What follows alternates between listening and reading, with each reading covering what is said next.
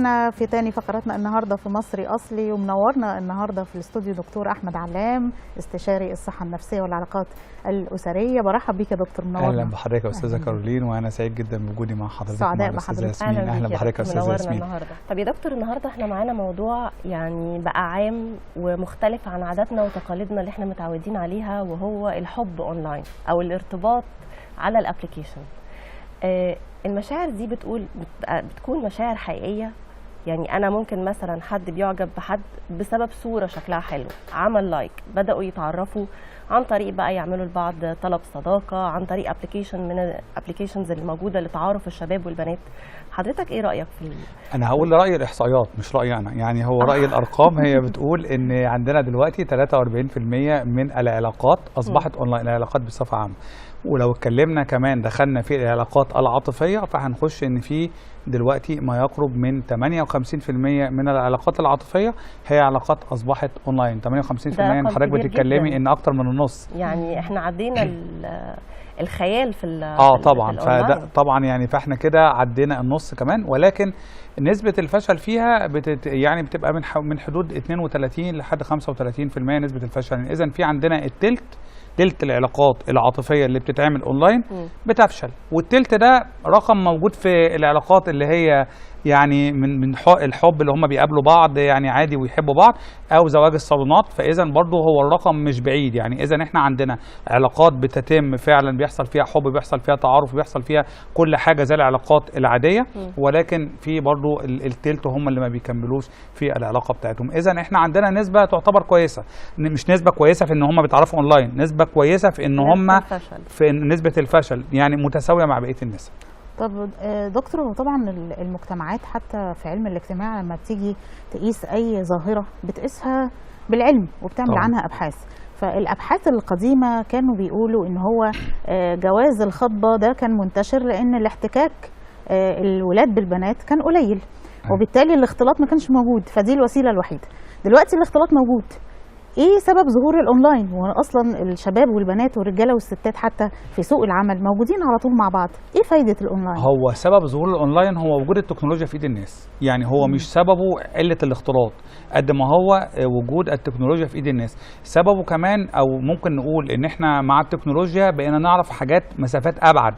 يعني احنا كنا بنتكلم زمان الخطبه بتيجي البيت تقول له ده البيت اللي جنبكم، تقول له ده الشارع اللي وراكم. دلوقتي العلاقات بقت ابعد، ممكن بلاد. حد ياخد بلاد او محافظات او دول او حاجات زي كده، فبالتالي اصبح في تفتح زي ما هو اصبح في انفتاح في حاجات كتيره جدا. احنا ما بنقولش العلاقات دي يعني صح قوي، ما بنقولش ان هي غلط قوي. صح قوي لو استخدمناها صح. استخدمناها صح يعني ايه؟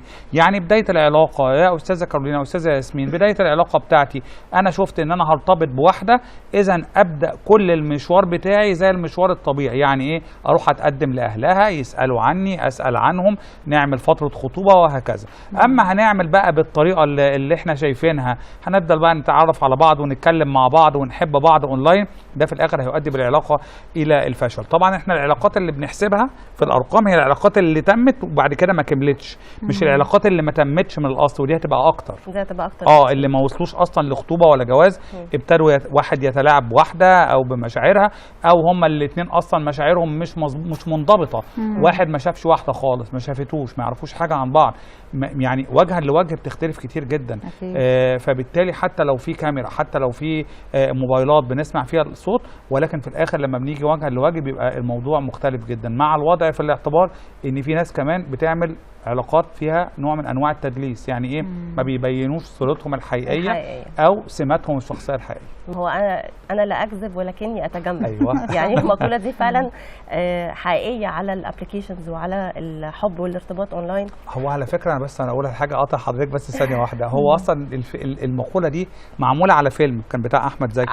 هو اصلا كان في الفيلم بيكذب بالظبط، يعني ومش لا اكذب، هو بيكذب وبيتجمل. هو بالنسبه له هو بيتجمل، يعني بيحسن من نفسه، لكن المشكله هو ما بيقولش الحقيقه، وده طبعا بيظهر على الابلكيشنز كتير وعلى ارتباط الشباب اللي بيبقى عندهم تعدد علاقات. يعني في شباب كتيره بقى بتكلم دي وتعمل اد لدي وتعلق لصوره مثلا شافها عند حد من اصدقائه او دايره معارفه علشان خاطر يوصل للبنت دي. في الاخر هو بيكون عنده تعدد كبير في العلاقات، وبرضه بينطبق على بعض البنات. صحيح. ايه راي حضرتك في يعني ازاي البنت تقدر تفهم ان اللي قدامها ده بيتكلم بجد او هو بيكون متلاعب؟ يعني هو مبدئيا تعدد العلاقات جاي من سهوله العلاقات.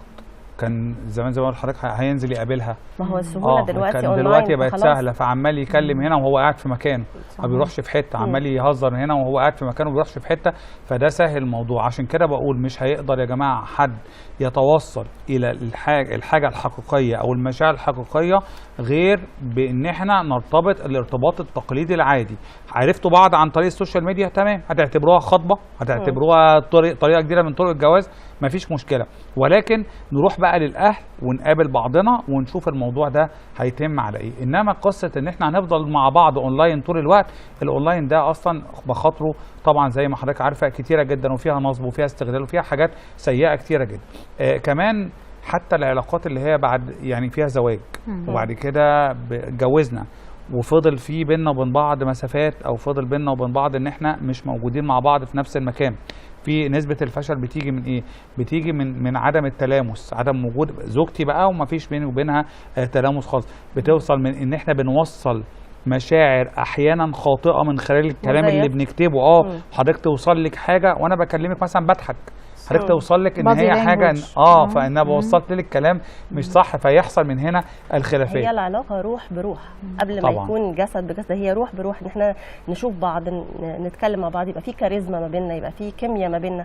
طبعا كل ده ما بيبقاش ظاهر ورا الشاشه، حتى لو في صوره واضحه بس ما بتوضحش شخصيتي زي ما حضرتك شايفني وشايفاك بنتكلم مع بعض. في مشكله كمان ان احنا في العلاقات التقليديه اللي احنا بنشوف بعض عندنا في 50% مستخبي، اللي هو ايه؟ لما نتجوز هيبقى في حاجات ما شفناهاش مش هنعرف نعملها كمجتمعات شرقيه واحنا مخطوبين، فمش هنشوفها غير بعد الزواج. طب ما بالك بقى انت حضرتك كمان مخبيه كمان، يعني احنا بنتكلم كده الاثنين قصاد بعض، في 50% لسه هيبان. طب الاثنين اللي مش شايفين بعض ده بقى في كام في المية لسه هيبان؟ طب هنا في سؤال مهم قوي دكتور، وحضرتك يعني خبير في العلاقات الاسريه والصحه النفسيه، والخطوبه معموله مش بس للتعارف، هي معموله حتى للاسرتين كمان، ان هم نشوف هل هم متقاربين ولا لا، هل الجوازه دي لما يبداوا يدخلوا في التفاصيل الدقيقه، طريقه التفكير، طريقه التربيه لكل عيله، لما تبقى اونلاين هل ده يعني مطروح للتطبيق؟ هل ممكن يبقى سهل بالنسبه للاسر بشخصيات بقى سننا من زمن قديم ان هم يتقبلوا الفكره اصلا؟ لو ولد جه قال لمامته يا ماما انا عرفت واحده على النت وعايزه اخطبها، او العكس يا بابا انا في ولد متقدم لي عرفته عن طريق الانترنت او عن طريق ابلكيشن، ممكن يكون الرد ايه؟ غالبا لو حضرتك بتتكلمي في الجيل بتاعنا او الجيل الاكبر هيرفض في الاول الامر ومش هيقابل، يعني لازم محتاج بقى اقناع، وسيله اقناع كبيره جدا عشان يقتنع، وطبعا يقعدوا يتمردوا ويقعدوا يعملوا علشان في الاخر يقنعوا ابائهم وامهاتهم. حضرتك ذكرتي حاجه جميله جدا، حكايه الاهل. انا لما باجي اتجوز وبدخل بيتي وبيتقفل عليا، تمام، بيدخل معايا حاجتين انا مش عامل حسابهم، ده انا بتكلم على مجتمعاتنا الشرقيه. الماضي بتاعي اللي هو مسؤول عن سماتي الشخصيه ومسؤول عن افكاري وعن الحاجات اللي حصلت لي كلها موجوده جوايا، والنهارده كان يقول لك الماضي خلاص خلص وسيبك منه. لا، ما احنا النهارده الماضي بقى بيأثر معانا في الحاضر. تلاقي واحد عنده مشكله نفسيه، واحده طول الوقت عصبيه، يقول لك اصل انا كان زمان حصل معايا كذا، فيبقى الماضي بتاعي والاهل بتوعي بيدخلوا معايا، بييجوا يكلموني، بيتواصلوا معايا، بييجوا نتغدى مع بعض، نتعشى مع بعض، نسافر مع بعض مصيف، مش عارف نعمل ايه، فبالتالي الحاجات دي كلها بتدخل معايا وانا داخل البيت. طيب انا دلوقتي الاهل دول ما تعرفوش على بعض، ولا دول اتعرفوا على دول اتعرفوا على دول، نعرفهم اونلاين برضه. لا مش هيتقبلوا الجيل اللي هو مش عارف بقى، اللي هم الصغيرين دلوقتي لما يبقوا هم الجيل اللي بعد كده ممكن يتقبلوا. احنا الجيل حاجه اصعب اكيد يا دكتور. هيبقى في حاجه جديده لسه ما هم ما يعرفوهاش. فهم الاهل بقى دول مش هيدفعوا يتعرفوا مع بعض اونلاين، هيفضل العلاقه ما بين مين؟ ما بين الولد والبنت، او يعني الست والراجل. ايوه صحيح. وهنا هتبقى اكبر عقبه هو اقناع الكبار اللي هم مش متقبلين الفكره اصلا. واحنا لو جبنا نماذج، يعني احنا مش هنروح بعيد، ما احنا حضراتكم موجودين واحنا موجودين، حضرتك تتقبلي الفكره دي؟ لو ابني يعني لو ابن حضرتك بصراحه انا يعني انت عملت لنا انا هقبل. طب كويس قلتيها، بس لازم تتعرفوا بقى اللي انا قلته كده الطريقه التقليديه. ثقه في ابني الاول، لان انا اللي ربيت الابن ده، فانا واثقه في اختياراته وهديله الحريه الكامله للاختيار، ولكن بيكون لينا هامش من الاختيار برضه طبعا، ان احنا نقول او لا. وفي الاخر لازم يحصل التعارف بقى بالطريقه التقارب بقى. صحيح. مش هينفع بعيد بس مش هينفع، لازم العيلتين يبقوا شبه بعض. صحيح. عادات وتقاليد، حياه، الام الاب لازم كلهم يبقوا في نفس المستوى اجتماعيا وفكريا، يعني بره الماديات خالص، بس اجتماعيا وفكريا لازم الاسرتين يبقوا زي بعض. وحتى اقول لحضرتك على حاجه، في بعض الحاجات اللي ممكن بتعمل لنا حواجز نفسيه واحنا مش واخدين بالنا. يعني اقعد مع حد وهو كويس جدا وكل طريقه الاكل بتاعته ما تعجبنيش مثلا، القعده بتاعته، طريقه القعده او الحط التفاصيل الصغيره دي. عشان كده بنقول لازم يبقى شبهنا يعني. لازم. ايوه. وبعدين ما حدش بيتغير. طبعا يعني في توارث وفي عادات معينه، الطبع بيغلب التطبع. طبعا الطبع بيغلب التطبع. وهو التغيير، حضرتك كويس قوي ان انت قلت الحكايه دي، عشان اقول لك رقم برضو بعدها من 3 ل 5%، يعني اعتبريها من غير رقم زي ما حضرتك قلتي كده، محدش بيتغير. 3% دي يعني مفيش حاجه، مفيش حد بيتغير. مفيش حد بيتغير فعلا.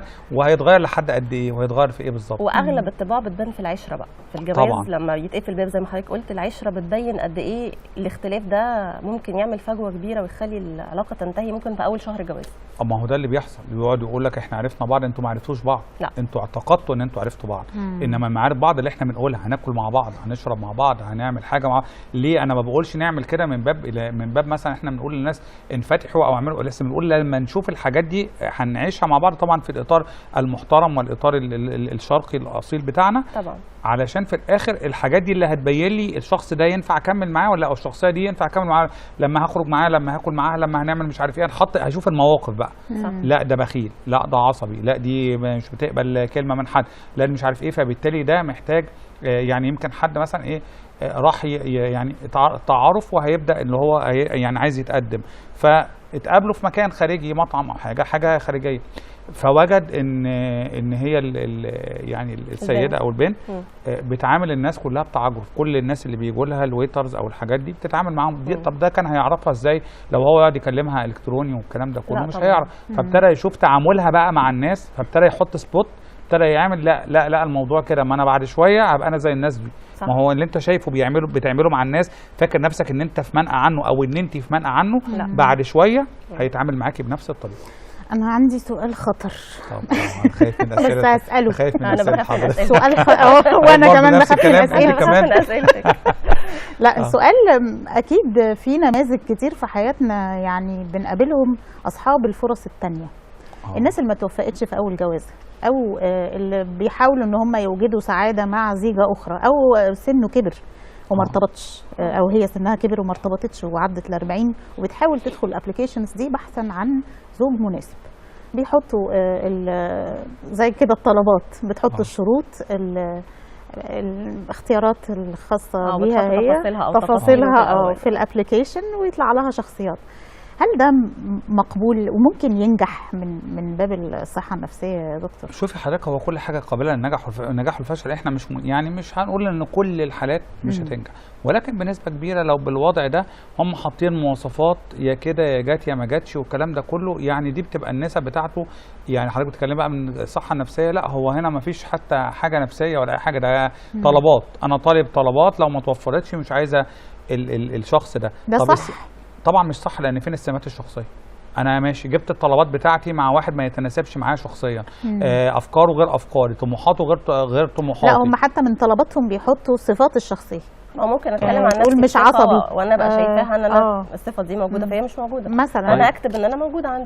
طيب هو حد هيقول لا انت كمان ساعات تطلبي زي طلبات ابلكيشن كده، تقول انا عايزه زوج صبور مش عصبي حنين، يعني كل الحاجات الولاميه. حد هيقول لها انا صبور، يجي يقول لها انا اللي هو ده الصبور على حد. اختبريني طيب. ايوه انا عايز اقول لحضرتك على حاجه، هو في حد هيقول على نفسه ان هو وحش؟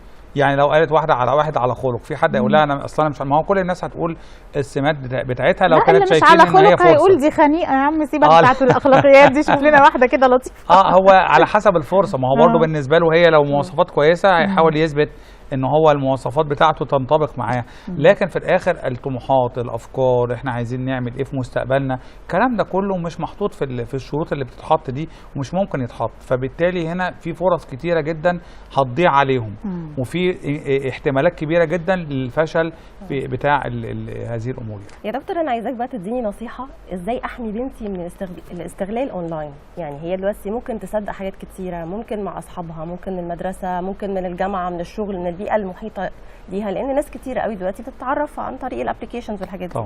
فازاي اقدر احميها واخليها تقدر تقيم ان هي مش بتستغل في البدايه، مش بعد ما تقع بقى في مشكله كبيره؟ تمام، احنا ما عندناش وسيله ان احنا نقدر نحمي بيها ابنائنا غير بالتواصل معاهم والصداقه معاهم.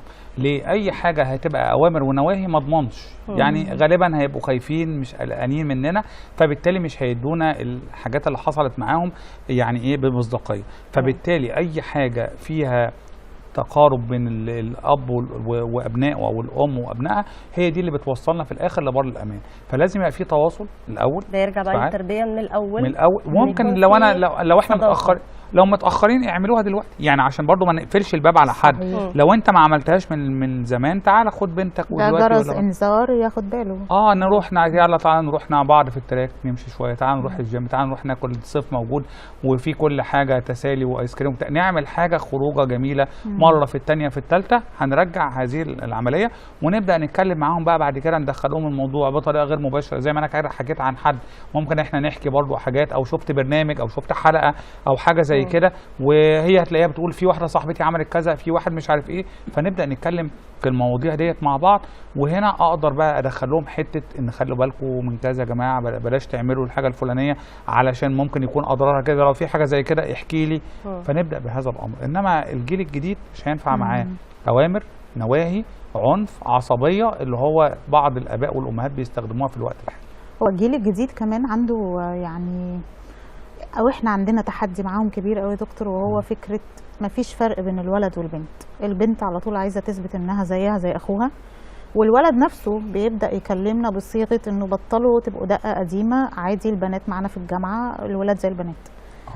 هل في بقى يعني من جانب الصحه النفسيه والتربيه او المعالجه السلوكيه الصحيحه ان احنا نتعامل معاهم على الاساس ده، ان انت ليكي مطلق الحريه زيك زي اخوكي، ولكن في ضوابط معينه مثلا بما اننا مجتمع شرقي، ولا ايه الصح يا دكتور؟ هو الحياه كلها فيها ضوابط، مش هينفع ان هم يفضلوا كده. الولد كمان عليه ضوابط معينه، مش هيفضل ينطلق في كل حاجه كده، والبنت ليها ضوابط اقل.